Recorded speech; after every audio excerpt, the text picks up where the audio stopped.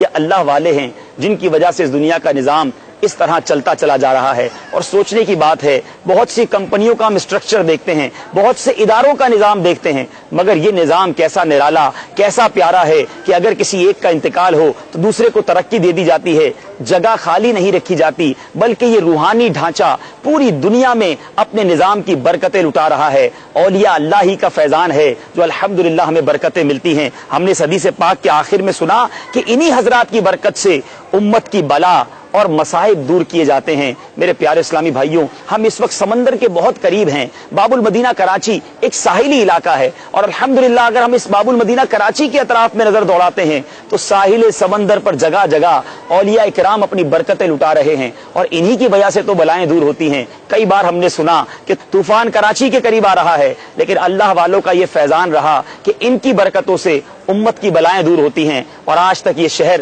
جسے میرے شیخ طریقت امیر اہل سنت باب المدینہ کہتے ہیں، ان آفتوں اور طوفانوں سے محفوظ رہا۔ اللہ تعالیٰ قیامت تک اس شہر کو آباد رکھے اور اس کو بلاؤں سے محفوظ فرمائے۔ میرے پیارے اسلامی بھائیو، اسی طرح اولیاء کرام کے بارے میں مزید سنتے ہیں کہ ان کی اور مدارج، ان کے جو درجات ہیں یہ کس طرح ہیں۔ اللہ تعالیٰ کے کچھ بندے جن کو ابدال کہا جاتا ہے، وہ ابدال اپنے اس مرتبے پر روزہ، نماز، خشوع اور عاجزی کی کثرت کی وجہ سے صرف نہیں پہنچتے، بلکہ اپنے زہد و تقوی کی سچائی، نیت کی بہتری اور سینے کی سلامتی اور تمام مسلمانوں سے ہمدردی کی وجہ سے انہیں یہ مقام حاصل ہوتا ہے۔ میرے پیارے اور محترم اسلامی بھائیوں، حضرت علی رضی اللہ تعالیٰ عنہ فرماتے ہیں، ابدال شام میں، نجبا مصر میں، اصائب عراق میں، نقبا خراساں میں، اوتاد تمام روئے زمین پر ہیں، اور ان سب کے سردار حضرت خضر علیہ الصلوۃ والسلام ہیں۔ میرے پیارے اسلامی بھائیوں، آج جس ولی کے دربار میں ہم حاضر ہیں، ہم یہ نہیں جانتے کہ ان کا مرتبہ رب کے دربار میں کیا ہے، یہ کس مرتبے پر پہنچے ہوئے ہیں، مگر یہ ضرور دیکھا ہے کہ سینکڑوں سال گزرنے کے باوجود بھی ان کے در پر آنے والوں کا آج بھی تانتا بندھا ہوا ہے۔ دنیاوی حکمران 5 سال کے لیے بعض اوقات منتخب ہوتے ہیں، دوبارہ جیت جائیں تو دوسرے 5 سال مل جاتے ہیں، مگر اللہ والوں کی شان یہ ہے، صدیاں گزر جائیں ان کی حکومت لوگوں کے دلوں پر قائم رہتی ہے۔ یہاں آنے والے سر جھکا کر عقیدت کے پلکے بچھا کر آتے ہیں اور ان کی حکومت سے وہ فیض حاصل کرتے ہیں، رب کی بارگاہ میں یہاں آ کر دعا کرتے ہیں اور برکتیں لے کر جاتے ہیں۔ میرے پیارے اسلامی بھائیوں، بعض اوقات ذہنوں میں یہ سوال پیدا ہوتا ہے کہ اولیاء کرام کے مزارات پر حاضری کیوں دی جاتی ہے، اور کیا اس کا کوئی ثبوت بھی ملتا ہے۔ میرے پیارے اور محترم اسلامی بھائیوں، سورہ مریم میں ایک مشہور واقعہ اگر اس کی تفسیر آپ پڑھیں تو اس طرح کا ملتا ہے کہ حضرت زکریا علیہ الصلوۃ والسلام، بی بی مریم رضی اللہ تعالیٰ عنہا جہاں عبادت فرماتی، وہاں جا کر آپ نے اللہ تبارک و تعالیٰ سے اپنے یہاں بیٹے کے لیے دعا مانگی، اور اللہ تعالیٰ نے اس مبارک جگہ کی برکت سے آپ کی دعا کو قبول کیا۔ اے میرے پیارے اسلامی بھائیوں، غور طلب بات یہ ہے، اللہ کے نبی ہیں مگر نیک ولیہ کے دربار میں، یعنی اس کی عبادت کی جگہ پر جا کر دعا مانگ رہے ہیں اور دعا قبول ہو رہی ہے۔ یہاں ہمارے لیے تعلیم ہے، اس قرآنی واقعے میں ہمارے لیے درس ہے کہ اے مسلمانوں، اگر تم بھی دعاؤں کی قبولیت چاہتے ہو تو جہاں اللہ والوں کا قرب ہو وہاں چلے جائیے، غور کیجئے، ارے جہاں اللہ کی ولیہ عبادت کرے اس جگہ پر جا کر دعا مانگی جائے تو دعا قبول ہو جائے، تو جہاں اللہ کے ولی آرام فرما ہو، بنفس نفیس خود موجود ہوں، اگر ان کے قریب آ کر رب کی بارگاہ میں فریاد کی جائے تو کیسے دعائیں قبول نہ ہوں گی۔ حدیث پاک میں آتا ہے، میرے آقا فرماتے ہیں، جس کا مفہوم ہے کہ پہلے میں نے تمہیں قبروں کی زیارت کے لیے منع کیا تھا، مگر اب میں تمہیں اجازت دیتا ہوں اور قبر کی زیارت کیا کرو، کیونکہ وہاں زیارت کرنے سے آخرت کی یاد تازہ ہوتی ہے، آخرت کی فکر پیدا ہوتی ہے۔ اولیاء کرام کے مزار پر حاضری دینا کس وجہ سے اچھا ہے وہ میں نے آپ کو قرآنی واقعے سے بتایا، اور مسلمانوں کی عام قبروں پر بھی حاضری دینے کا حکم ہمیں آقا علیہ الصلوۃ والسلام نے فرمایا۔ تو جب قبرستان جائیں تو فکر آخرت کریں، اولیاء کرام کے پاس جائیں تو رب کی بارگاہ میں ان کے وسیلے سے دعائیں مانگیں، ان کے نقشے قدم پر چلنے کا ذہن بنائیں کہ آج دنیا جس کے در پر آ کر دعائیں مانگ رہی ہے وہ اس مرتبے پر کیسے پہنچا، نمازیں پڑھ کے پہنچا، عبادتیں کر کے پہنچا، رب کو راضی کر کے پہنچا، مسلمانوں کو تکلیف نہ دی بلکہ مسلمانوں کی خیر خواہی کرتے ہوئے یہاں تک پہنچے۔ اے میرے پیارے اسلامی بھائیوں، ان کے دربار میں آ کر ہمیں نیکی کا جذبہ پیدا کرنا چاہیے، ان کے دربار میں آ کر ان کے نقشے قدم پر چلنے کا ہمیں ذہن بنا کر جانا چاہیے کہ آج اللہ کے ولی کے دربار میں آئے ہیں، جہاں اپنے لیے دنیا کی برکتیں مانگ رہے ہیں، وہاں اپنے رب سے نیک بننے کا جذبہ بھی مانگیے۔ یہاں آنے کے کے بعد اپنے رب سے نمازیں پڑھنے کا جذبہ بھی مانگیے, اپنے رب سے جس بزرگ کے دربار میں آئے ہیں اس کے نقشے قدم پر چلنے کا جذبہ بھی مانگیے. اور میرے پیارے اسلامی بھائیوں, بات چلی ہے قبروں کی زیارت کی, بات چلی ہے قبرستان میں جا کر فکر آخرت کی, تو آئیے سنتے ہیں کہ ہمارے بزرگان دین جب قبرستان جاتے, قبروں کی زیارت کرتے, تو ان کا کیا ری ایکشن ہوتا تھا, وہ اپنا ذہن فکر آخرت کے بارے میں کس طرح مناتے. امیر المومنین حضرت سیدنا عمر بن خطاب رضی اللہ تعالیٰ عنہ سے مروی ہے کہ ہم 10 آدمی سرکار مدینہ راحت قلب و سینہ صلی اللہ تعالی علیہ وسلم کی بارگاہ بیکس پناہ میں حاضر ہوئے. ایک انصاری نے عرض کی, یا رسول اللہ صلی اللہ تعالی علیہ وسلم, لوگوں میں سے سب سے عقل مند کون ہے؟ غور کیجئے کیسا کوسچن ہے. شاید آج یہ ڈیبیٹس ہوتی ہیں کہ ہو از دا موسٹ انٹیلیجنٹ, سب سے زیادہ عقل مند کون ہے. میرے آقا سے یہ سوال کیا گیا, ارے جن کی عقل پر ہماری عقلیں قربان, میرے آقا علیہ الصلوۃ والسلام یقیناً سب کچھ جانتے ہیں. کیا خوب فرماتے ہیں, موت کو سب سے زیادہ یاد کرنے والا, موت کو سب سے زیادہ یاد کرنے والا اور اس کے لیے سب سے اچھی تیاری کرنے والا, یہی لوگ عقل مند ہیں جو دنیا کی بھلائی اور آخرت کی عزت لے گئے. اللہ اکبر, کیسا پیارا فرمان اور ہمیں آخرت کی یاد دلانے والا فرمان ہے. عقل مند وہی ہے کہ جتنا عرصہ دنیا میں رہنا ہے اتنا دنیا کی تیاری کرے. آج ہمیں اگر 10 دن کے لیے کہیں جانا ہوتا ہے تو ہم 10 دن کا رختے سفر باندھتے ہیں, اتنے ہی کپڑے رکھتے ہیں, اتنا ہی سامان اپنے ساتھ لیتے ہیں جتنا 10 دن کے لیے ضرورت پڑے گی, پیسے بھی اتنے ساتھ رکھتے ہیں. میں آپ سے سوال کرتا ہوں, کبھی غور کیا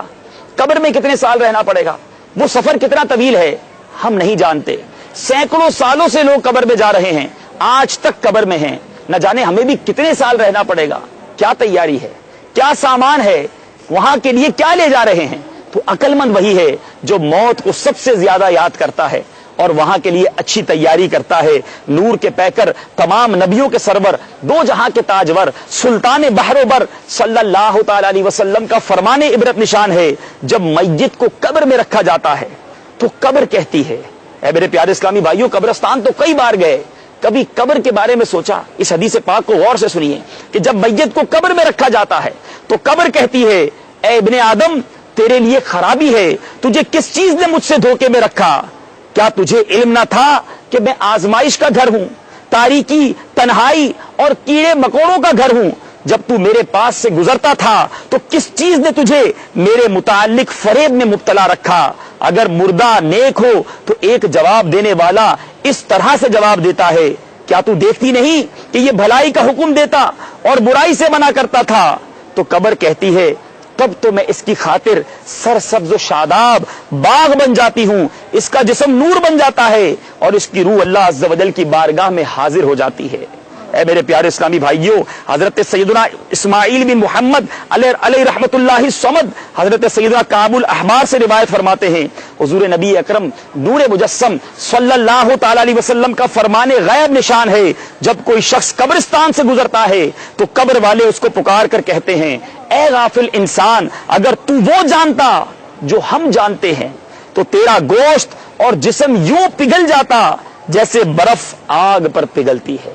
گویا ہمیں قبر سے پیغام مل رہا ہوتا ہے, مگر ہم ہیں کہ اسے بھلائے بیٹھے ہیں. آگاہ اپنی موت سے کوئی بشر نہیں, سامان 100 برس کا ہے, پل کی خبر. قبر میں رہنے والے مسلمان ہمارے سلام کا جواب دیتے ہیں, ہم سے نیکیوں کی تمنا رکھتے ہیں, بلکہ یہ چاہتے ہیں کہ ہمارے رشتہ دار, ہمارے جاننے والے ہماری قبر پر آئیں اور ہمیں ایصال کریں. حضرت سیدنا ابن عباس سے مروی ہے, کوئی شخص جب اپنے کسی جاننے والے مومن بھائی کی قبر پر سے گزرتا ہے اور اسے سلام کرتا ہے تو وہ اسے پہچانتا اور سلام کا جواب دیتا ہے. ہمارے اسلاف قبر کے بارے میں کیسے فکر مند رہتے. عثمان غنی رضی اللہ تعالیٰ قطعی جنتی, عشرہ مبشرہ میں سے ہیں, خلیفۃ المسلمین ہیں, مگر آپ کا فکر آخرت تو دیکھیے. حضرت سیدنا عثمان ابن عفان کے بارے میں ہے کہ آپ قبر پر کھڑے ہو کر رو رہے تھے. آپ سے عرض کی گئی کہ جنت و دوزخ کا ذکر جب ہم کرتے ہیں تو آپ اتنا نہیں روتے, مگر قبر کو یاد کر کے بہت روتے ہیں. تو آپ نے ارشاد فرمایا, میں نے سرکار علی وقار صلی اللہ تعالی علیہ وسلم کو یہ فرماتے سنا ہے کہ قبر آخرت کی منازل میں سب سے پہلی منزل ہے. اگر کوئی اس سے نجات پا گیا تو بعد والا معاملہ اس سے آسان ہوگا, اور اگر اس میں نجات نہ ہوئی تو بعد والا معاملہ اس سے بھی زیادہ مشکل ہوگا.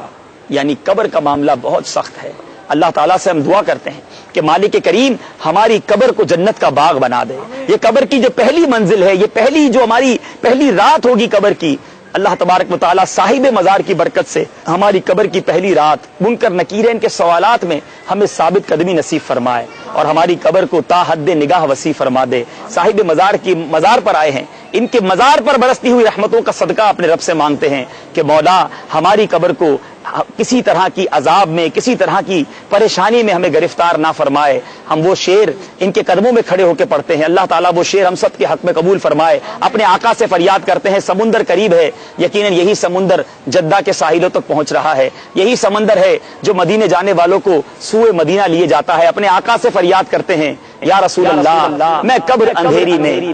گھبراؤں گا جب تنہا، میں قبر اندھیری میں گھبراؤں گا جب تنہا، امداد میری کر لیں آ جانا میرے آقا، روشن میری تربت کو للہ ذرا کرنا، جب وقت نزا آئے دیدار عطا کرنا.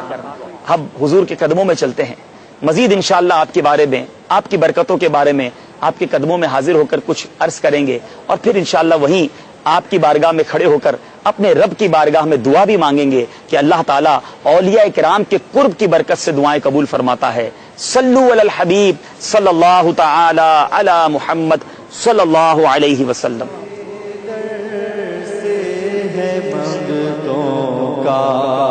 گزارا